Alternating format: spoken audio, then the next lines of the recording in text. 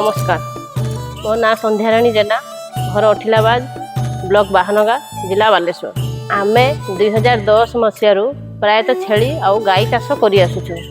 आमे भेटनारी सार सहित परामर्श कलु जे आमे केमिति ए चाष रे आगु को जाई पारि। से आमको परामर्श देले जे आपण गोटे छेली फार्म करंतु आपणकर 100टी छेली सांगर 5टी बुदा छेली दिया गले आपको सब्सिडी किछि मिलिबो।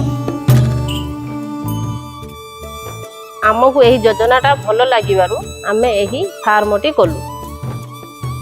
आमे 7टी छेली रु आरंभ करिथिलु। वर्तमान आम पाखर 200 प्लस छेली अछंती।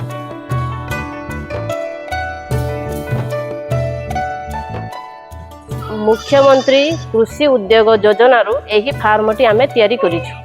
यही फार्म रे आमे खर्च करिछु 19,93,305 टंका एवं आमको सरकारी सहायता मिली 7,28,000 टंका।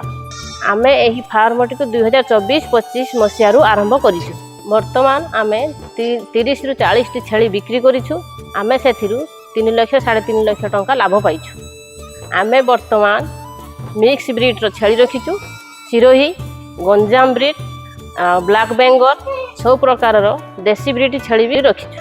मते मो स्वामी मो ससुर आम परिवार समस्त लोक मते साहाय्य करूछंती। हमर छेलींकर कोनोसी देह खराब हेले आमे संगे संगे फोन करले भेटनारी डिपार्टमेंट रो लोक मान आसी हमर छेली मानकर चिकित्सा करि दियंती। आमे सरकारको योजना रु बहुत लाभवान होइछु। एथि पई हमर प्रिय मुख्यमंत्री मोहन चरण माझी को अशेष अशेष धन्यवाद दउछु।